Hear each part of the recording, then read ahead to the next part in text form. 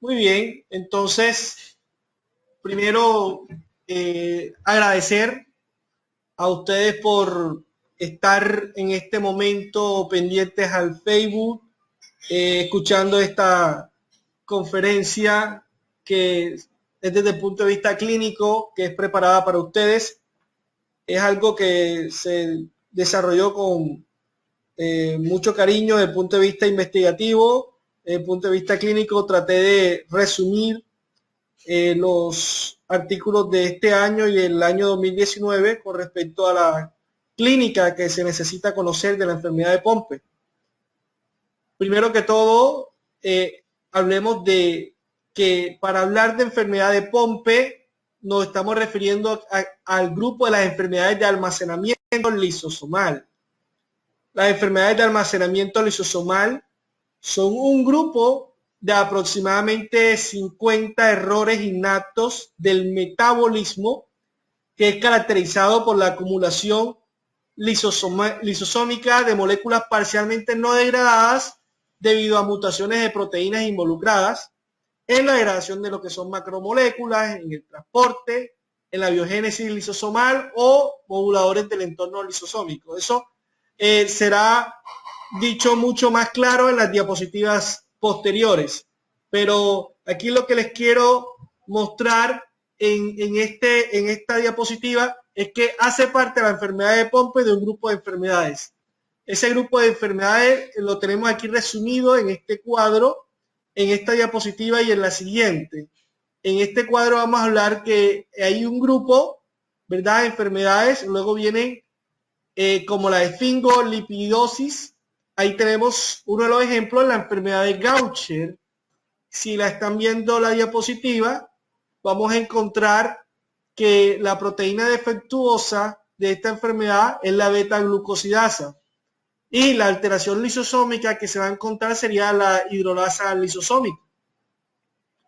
Con respecto a otro grupo de enfermedad lisosomal, podemos hablar de la mucopolisacaridosis y un ejemplo que podemos decir sería el síndrome de Hunter, en donde la proteína defectuosa sería la hidrolato 2-sulfatasa con la alteración lisosómica en la hidrolasa lisosómica.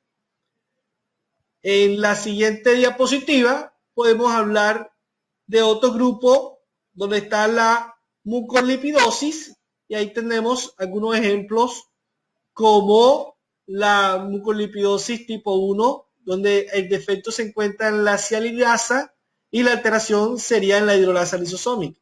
Y también entonces hablaríamos del Pompe, que encontraríamos en los otros grupos, y ahí estaríamos refiriéndonos a que el defecto se encuentra en la alfa-glucosidasa y la alteración sería en la hidrolasa lisosómica. Entonces, con esto quiero decirle que son un grupo, menos de 50 enfermedades, de las cuales se ha estudiado las alteraciones y que esas alteraciones obedecen a cambios genéticos y de problemas hereditarios.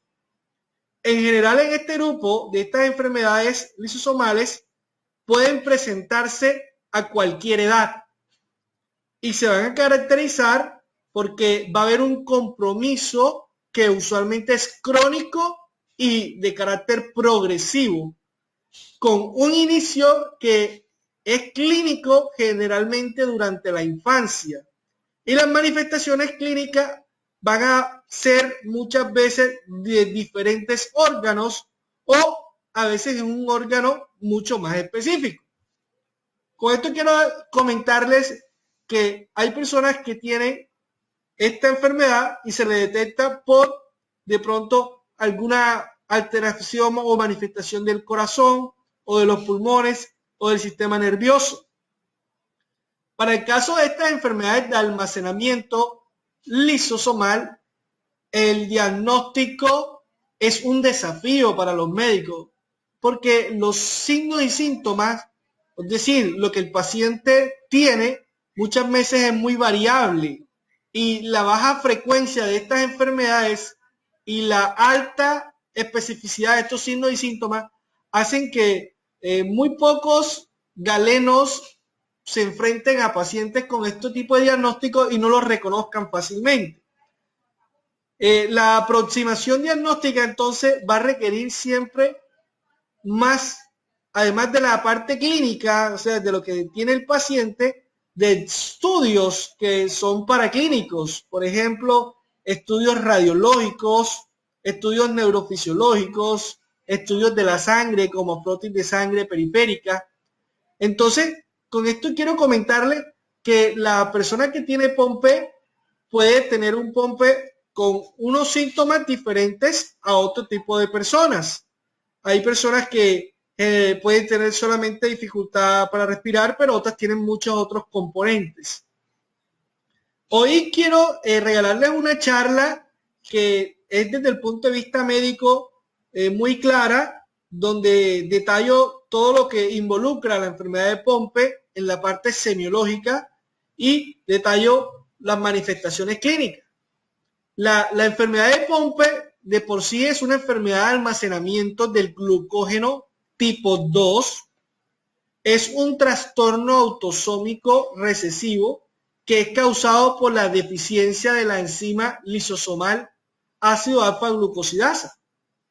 Esta enzima es la que cataliza la hidrólisis de los enlaces de glucógeno alfa 1,4 y alfa 1,6 glucosídico, y la deficiencia de esta enzima lo que conduce es que exista una acumulación lisosomal de glucógeno en varios tejidos. Entonces, ese es el problema real que tiene la enfermedad de Pompe. Es un almacenamiento anormal que va a ocurrir, ¿sí?, por acúmulo de glucógeno lisosomal en varios tejidos. Específicamente, este acúmulo se da en el músculo. La información que tenemos hoy en día con respecto a la enfermedad de Pompe, para hablar de su prevalencia, es que se da de 1 en 40.000 nacidos vivos en todo el mundo, por lo que está en el grupo entonces de enfermedades raras o enfermedades huérfanas, aunque no hay datos muy claros sobre la prevalencia de la enfermedad por países, pues porque muchas veces suele ser subdiagnosticado. Es decir, al tener unos síntomas muy específicos y no ser tan frecuentes, algunos galenos no piensan que esa es la enfermedad del paciente y no mandan el examen, entonces suele ser subdiagnosticado, pero ya se ha intensificado mucho la búsqueda para seguir tamizando y encontrando este tipo de enfermedades para brindarle un tratamiento adecuado a nuestro paciente. Este artículo que tengo aquí es del año 2020, es decir, ahora mismo recientemente, donde reúne la suma de todos los estudios que en Colombia se hicieron para enfermedad de Pompe. Hasta esa fecha ellos dicen que para el 2013 notificaron 24 casos para la de enfermedad de Pompe con las mutaciones genéticas referidas. Pero para la información del laboratorio que toma las muestras al día de hoy, en este momento en Colombia hay 36 pacientes en terapia de reemplazo enzimática para la enfermedad de Pompe. Sigue siendo bajo, un poco frecuente, pero se está intensificando la búsqueda. Y esa búsqueda se intensifica mientras el paciente tenga varias manifestaciones clínicas y algunas, digamos, síntomas que son muy particulares de esta enfermedad.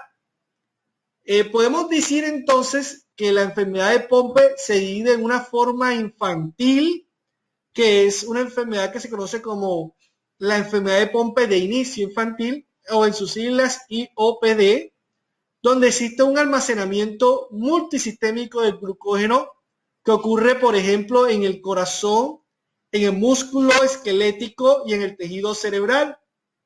Y la forma de aparición tardía, que es la enfermedad de Pompe de aparición tardía, o su sigla LOPD, que se manifiesta con afectaciones predominantemente no exclusivas del músculo esquelético. Si trazáramos una edad, podríamos decir que por debajo del primer año de edad sería la forma infantil y por encima de este sería una forma tardía.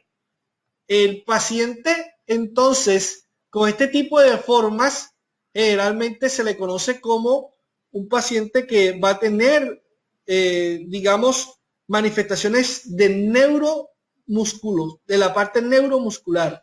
Entonces, Por eso podemos decir que la enfermedad de Pompe es una enfermedad neuromuscular. La acumulación del glucógeno puede darse en el sistema nervioso central y el músculo esquelético también. Esta manifestación se observaría tanto en las edades tempranas como en las tardías. En ambas circunstancias, la enfermedad va a ser entonces multisistémica, principalmente si aparece más en el músculo, va a producir inflamación del músculo y eso se conoce como miopatía, que al fin y al cabo va a conducir a una debilidad progresiva y esa miopatía va a afectar los músculos que pueden obedecer a la parte respiratoria y también a la parte masticatoria, produciendo dificultades en la alimentación y en la respiración. Tenemos entonces que tener en cuenta que para que se dé esta enfermedad huérfana debe haber un cuadro autosómico recesivo. ¿Esto qué significa? Que una persona tiene que heredar dos copias mutadas del mismo gen o una copia mutada de cada padre para aparecer la enfermedad. En este caso les tengo una lámina o una diapositiva donde estarían unas figuras, ¿verdad? Unas personas, el padre portador no afectado y una madre portadora no afectado. Es decir, ambos tienen una copia mutada, pero son portadores y tienen una probabilidad, una posibilidad de 4 de afectar entonces a una persona para transmitirle las dos copias mutadas del mismo gen. Entonces, para eso resumimos el concepto de que es un desorden autosómico recesivo. O sea, que debemos tener que esa persona tenga las dos copias afectadas de esos portadores para padecer de la enfermedad. Esas copias afectadas va a manifestarse en una forma muy temprana, antes del primer año, en las personas que tienen la forma temprana y puede presentarse como un aumento del corazón y eso sería una cardiomegalia y puede presentarse como una debilidad en la parte del músculo. Entonces eso sería una fuerza muscular disminuida y el tono estaría disminuido, entonces estaríamos hablando de una hipotonía. La persona se siente bastante flácida.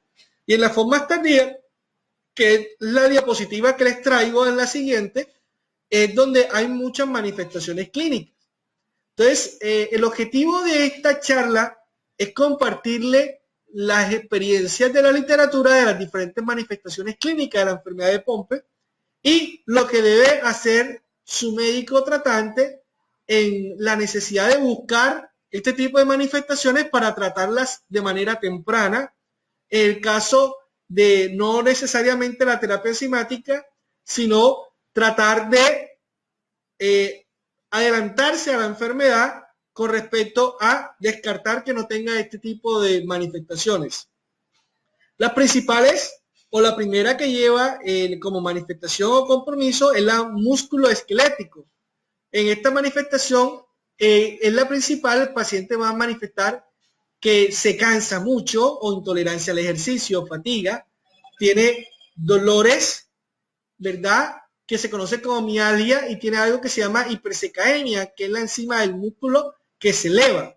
Y va a haber debilidad de los músculos en la parte axial y la parte proximal. En este caso, los músculos que más van a manifestar debilidad y cansancio son los que se encuentran en los miembros inferiores. Entonces, y va a haber también esa debilidad a nivel de la escápula o en la cintura escapular, en la parte de los hombros. Entonces, ¿cómo vamos a examinarlo? Muchas veces el paciente con la exploración de la fuerza de los músculos en los diferentes grupos de los músculos, vamos a observar esa debilidad y otras veces vamos a recurrir a estudios neurofisiológicos que lo puede hacer un fisiatra o un neurólogo, donde le hacemos una electromiografía y una velocidad de neuroconducción de esos músculos. Y también podemos hacer resonancia magnética muscular para ver el grado de afectación del músculo. Otro compromiso es la parte respiratoria. El paciente que tiene compromiso respiratorio va o puede manifestar dolores de cabeza por la mañana y somnolencia. Puede tener apnea del sueño, es decir, que le falta oxigenación al cerebro durante la noche. Usualmente ese paciente ronca o tiene una roncopatía le falta el aliento, tiene algún tipo de tos y algún tipo de dificultad, más en una posición de que esté acostado boca arriba. Entonces, esos pacientes van a requerir estudios para mirar la oxigenación del cerebro durante la noche. Eso sería una polisomnografía, una resonancia para estudiar los músculos respiratorios, una broncoscopia o estudios para mirar la capacidad pulmonar.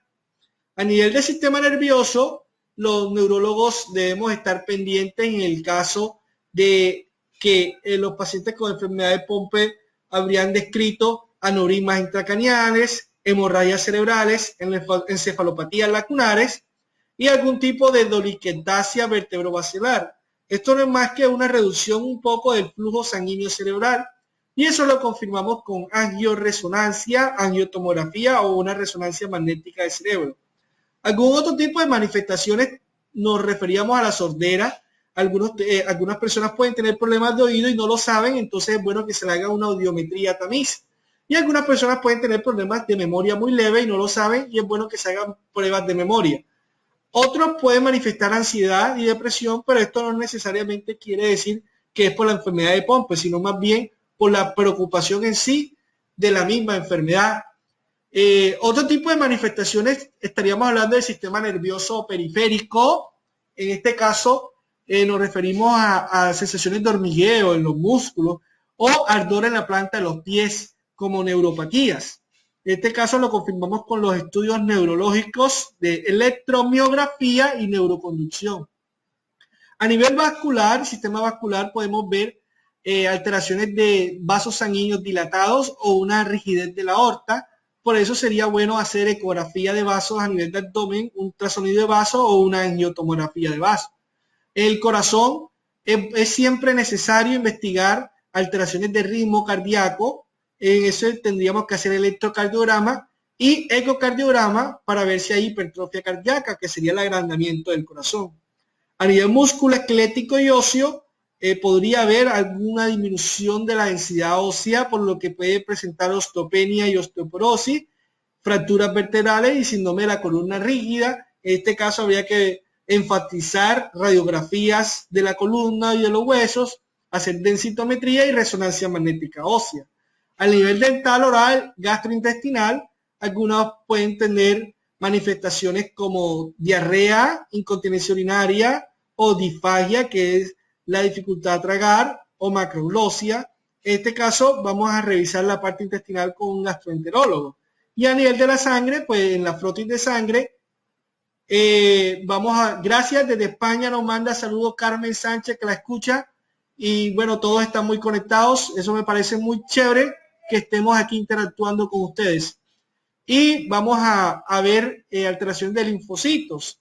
Entonces, de esta manifestación podemos decir que la forma más clásica de este compromiso de Pompe se manifiesta inicialmente con intolerancia al ejercicio, la fatiga y el cansancio muscular, que progresa a un cansancio en la cintura escapular, que es donde queda atrás los hombros, y la debilidad axial, que es justamente el tronco. Entonces la persona va posteriormente a cansarse de la parte respiratoria.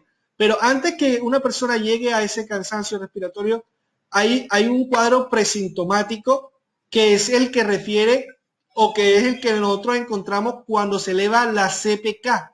Entonces, todo paciente inicialmente se sospecha cuando tiene una CPK aumentada y esa sería como la presentación presintomática, o sea, antes de los síntomas.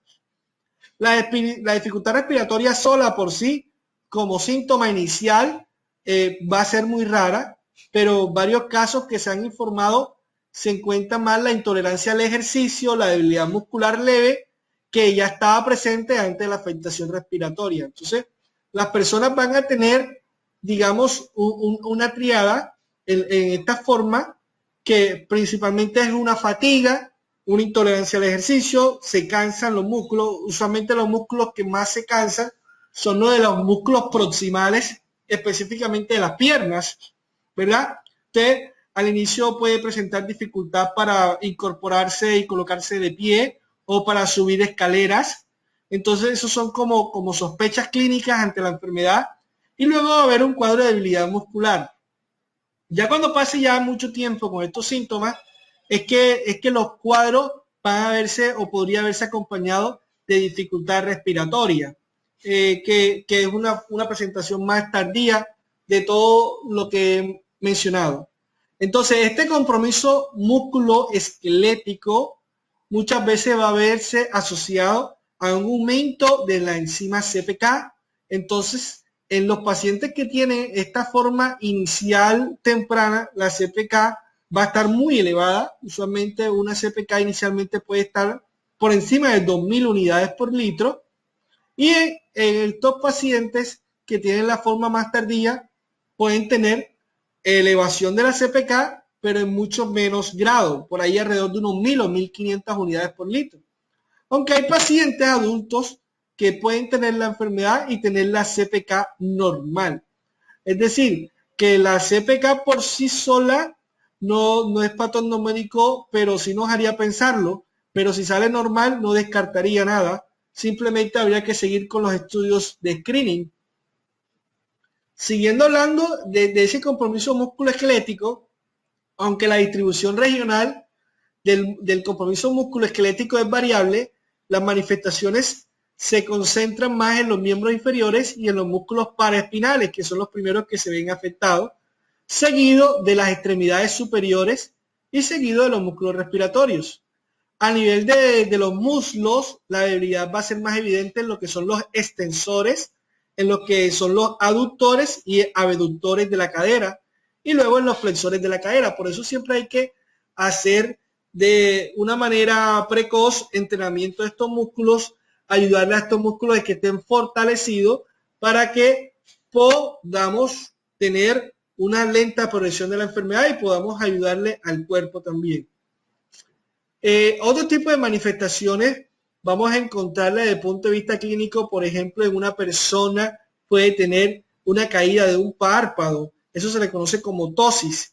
Y esa ptosis, pues aquí les traigo un ejemplo en una lámina en donde una mujer de 64 años de edad tiene una caída de un párpado nada más y ese diagnóstico se hizo como enfermedad de Pompe. O otro paciente que nada más tiene la manifestación de la escápula alada en un paciente de 55 años o en una paciente que para incorporarse tiene una maniobra de Gowers positiva, una mujer de 48 años de edad que para ponerse de pie tiene que recurrir a maniobra para hacer facilitar su incorporación y colocarse en bipedestación. Entonces, hay diferentes manifestaciones clínicas y todas ellas, esas manifestaciones, lo que van a tener es un compromiso de fatiga muscular. Entonces, por eso es que se va a presentar. Ya saliéndonos un poco de la parte de la musculoesquelética, vamos a discernir la parte de la afectación de los pulmones. Usualmente los pulmones pueden comprometerse de manera progresiva y los síntomas son caracterizados por disnea, que eso sería como una insuficiencia respiratoria. En muchos casos puede ser leve y puede ser tratable de una manera muy precoz. Esto se ve porque los músculos abdominales y los músculos del diafragma, que son de la respiración, se ven afectados y el cuadro puede deteriorar una función pulmonar. Los signos iniciales de dificultad respiratoria se van a manifestar entonces como una mala calidad del sueño. Aunque ustedes no lo crean, solamente por la mala calidad del sueño y la somnolencia diurna y el dolor de cabeza, a un paciente se le puede hacer un diagnóstico de Pompe. Solamente con esas tres cosas. Hay pacientes que con SAOS, que es un síndrome de hipopnea obstructiva del sueño, sospechándolo, se hace el estudio y se hace el diagnóstico. Otros van a manifestar también dificultad respiratoria diurna. De hecho, pues la debilidad muscular de la pared respiratoria abdominal puede causar también una tos que va a ser ineficaz y se puede atenuar la parte de la protección de la vía aérea y va a tener una alteración en la eliminación de las secreciones. Entonces así es como se sospecha. Desde el punto de vista neurológico, les quiero compartir algunos datos importantes, como es la alteración de la arquitectura que pueden sufrir los vasos sanguíneos cerebrales. Entonces esta alteración se debe al mismo glucógeno que debilita lo que son los miocitos musculares de los vasos y puede dar origen a una alteración que se llama dolicuentasia, que es una alteración del flujo vascular, y este va a verse reducido, produciendo unas manchitas en el cerebro, que son unas manchitas que les tengo en la diapositiva, las manchitas blancas que son como pequeñas disminuciones de flujo sanguíneo. Y eso lo podemos ver desde el punto de vista neurológico con una resonancia magnética de cerebro y una angioresonancia. Para la parte auditiva, pues les quiero comentar que en el estudio de una corte de 20 pacientes se encontró que el 52% de ellos tienen un compromiso auditivo y un 10% tienen un compromiso mixto, tanto la parte neurosensorial y conductiva de la agudeza auditiva. Entonces, ¿por qué se lo menciono? Porque algunos pacientes ni siquiera se dan cuenta que tienen este compromiso auditivo y otros no se les hace el estudio de audiometría. Entonces, bueno, hacer audiometría para saber si estamos escuchando bien. En caso de que sea una audición que tenga algún compromiso, pues nos ayudaría mucho la parte de que el otorrino examinara este aspecto. La parte cognitiva, lógicamente, muchas veces se puede ver afectada no tanto por el POMPE, sino por otras razones de lo que envuelve la enfermedad, como el estado de bajo de ánimo. En algunos pacientes, pues se ha visto hasta el 57% de los pacientes un compromiso de las capacidades de sus funciones ejecutivas, pero por esa misma alteración emocional. Si nos referimos a la parte cardíaca, hablaríamos de que así fue como se habló del primer caso de la enfermedad de Pompe. De hecho, el primer caso fue en una forma infantil, en una forma muy temprana, de una niña de 7 meses con una miocardiopatía. Fue descrito en el año 1932 por el doctor Pompe y el caso pues se caracterizó por una acumulación que se hizo de manera masiva de glucógeno en las vacuolas en todos los tejidos, examinado particularmente en el corazón. En la forma que es clásicamente infantil, el corazón siempre se ve afectado, la gran mayoría. Por el contrario, en la forma adulta, pues es mucho menos. De hecho, no necesariamente se encuentra afectado la parte cardiovascular, pero puede haber anormalidades como conducción atrioventricular anormal o hipertrofia miocárdica. En la parte intestinal, pues le resumo algunos síntomas que puede encontrarse como diarrea crónica, incontinencia urinaria, dolor abdominal, falta de apetito, saciedad temprana y vómitos. Entonces hay pacientes que solamente con síntomas gastrointestinales, que solamente teniendo eso se le hace el tamizaje para Pompe y le sale positivo. Y todos estos síntomas mejoran con la terapia enzimática. Entonces, miren que hay muchos síntomas, las personas pueden tener manifestaciones multisistémicas o solamente de un órgano específico y estas manifestaciones van a verlas muchos médicos y diferentes especialistas. Entonces, no necesariamente el diagnóstico lo va a hacer un reumatólogo o un internista, el diagnóstico lo puede hacer un neurólogo fácilmente si las manifestaciones principalmente que llegan son neurológicas y lo piensan, o un cardiólogo o el neumólogo, pero en sí el tratamiento tiene que tener un tratamiento multidisciplinario, multimodal. El paciente debe ser manejado por sus diferentes especialistas como un neurólogo, un cardiólogo, un nutricionista, un terapista ocupacional, un terapista físico, un fisiatra y un terapista de rehabilitación pulmonar en caso de que lo requiera. Todas estas son medidas necesarias para ayudar a que la persona se sienta mucho mejor, dado que no tenemos sino una terapia que va a limitar la progresión de la enfermedad. Desde el punto de vista de tratamiento, lo que tenemos aprobado hoy en día en todo el mundo como el tratamiento de elección y el único que hay sería la terapia de reemplazo enzimática que ha transformado la historia natural de esta enfermedad y de los trastornos de almacenamiento lisosómico. Sin embargo, podemos decir que como esta terapia, como muchos medicamentos biofarmacéuticos, existe riesgo de desarrollar anticuerpos antidroga contra esta terapia. Esto lo que hace es que algunas personas al desarrollar anticuerpos va a disminuir la eficacia de la respuesta de esta terapia. Si les hago un poco de comentario de la terapia, al infundir bolos de este medicamento por vía por la vía de los vasos, ¿verdad? Cuando se está pasando el medicamento, no todo el medicamento es aprovechado, realmente es poca parte de ese medicamento que pasa al espacio donde es aprovechado por los receptores en el músculo. Entonces, eso es lo que limita un poco el que la persona tenga digamos, o resolver todas las necesidades. Entonces hay unas necesidades insatisfechas en el tratamiento, porque la terapia de reemplazo enzimático se ha visto como una de las mejores opciones, pero el cuerpo no las aprovecha 100%, sino que aprovecha una parte de esa terapia. Pero muchas veces puede verse por aprovechamiento de esa parte porque hay algún tipo de reacción.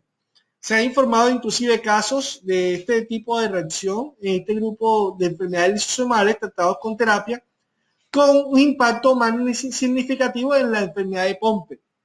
Después de la aparición de la terapia, los pacientes se han visto que generan anticuerpos que son IgG o inmunoglobulina G altos y sostenidos en pacientes con enfermedad de Pompe. Y esto lo que hace es que este aumento de estos anticuerpos reduce la eficacia del tratamiento. Pero entonces para esto se propone el uso de inmunomoduladores o en algunos casos algunos medicamentos que ayuden a que este tipo de anticuerpos sea disminuido o sea manejado para que así digamos, se mejore o se aproveche al máximo la terapia de reemplazo enzimático, que es la opción que tiene nuestro paciente. Los estudios previos de la enfermedad de Pompe han demostrado que los anticuerpos pueden conducir a una disminución de la fuerza muscular y de la función pulmonar, y que la respuesta a estos anticuerpos también puede causar reacción de hipersensibilidad. Por consiguiente, pues una propuesta ideal sería inmunomoduladores. Hay pacientes que lo usan, que son medicamentos biológicos, pero eso sí, la terapia de reemplazo enzimático es lo que tenemos y es lo que se va a seguir usando y es lo que debemos aprovechar. Entonces, que quiero, digamos, en este breve espacio hacerle un resumen con respecto a que las manifestaciones van a ser diferentes, van a ser muy variadas, pero el correcto manejo con la terapia, el hacer una terapia muy temprana y el hacerla siempre sin retraso, ayuda a mejorar una supervivencia y a una calidad de vida de nuestro paciente, ayuda a que el paciente tenga un mejor aprovechamiento de los músculos y ayuda a que la persona se sienta vital. La mayoría de la terapia pues presenta también efectos muy limitados en el tejido del hueso y en el sistema nervioso central, por eso estas terapias no modifican esta parte. El tratamiento temprano sí conduce a mejorar resultados como una reducción significativa de lo que es la cardiomegalia o el aumento del corazón y a mejorar la calidad de vida de los pacientes. Yo creo que en este momento he compartido de una manera muy clara y pues quería darles este conocimiento que de pronto aportara un poco a la enfermedad y no ahondar en otros aspectos mucho más clínicos. Espero que esto haya sido de su agrado, la verdad, y le doy muchas gracias por haberme invitado y por haberme permitido darles esta conferencia. De antemano los invito a participar en un estudio que se está impulsando a través del grupo, que es de calidad de vida en pacientes con enfermedad de Pompe. Todos lo pueden llenar, está en inglés y en español esa encuesta, y de hecho si todos lo llenan sería magnífico para conocer el impacto de la enfermedad y que esto podamos también compartirlo para ustedes en unas diapositivas, para que ustedes mismos conozcan el impacto de la calidad de vida, y sería ideal que se pueda hacer como un estudio y sea replicado y ustedes aprovechen eso al máximo. Ahora pues el espacio es para que ustedes tengan unos momentos de preguntas o dudas si las tienen, y yo con mucho gusto, si las puedo resolver, estoy presto para eso. Aquí nos preguntan de la terapia génica. Interesantísimo esa pregunta porque no la mencioné en las diapositivas. Primero, discúlpenme por no haberla mencionado. Solamente que les quiero comentar que es una muy buena terapia, excelente. De momento la pregunta es que si reemplazaría la infusión y pues en ese momento no se podría decir que reemplazaría realmente la infusión porque aún no se tiene una data de pacientes amplia en este tipo de terapia y una respuesta correcta a esa pregunta. Es decir, en este momento no se hablaría de que reemplazaría la infusión. Gracias, Fernando, por compartirnos esa pregunta, pero sí es una terapia muy buena. De hecho, solamente tiene una excelente respuesta a esos que tienen unas mutaciones de genes muy específicas. Es decir, algunos que tienen diferentes mutaciones no les va muy bien. Bueno, yo les agradezco mucho su tiempo. Cerraría el en vivo en este momento y pues espero que haya sido de mucho aprovechamiento. La verdad, me encantó compartir este espacio con ustedes.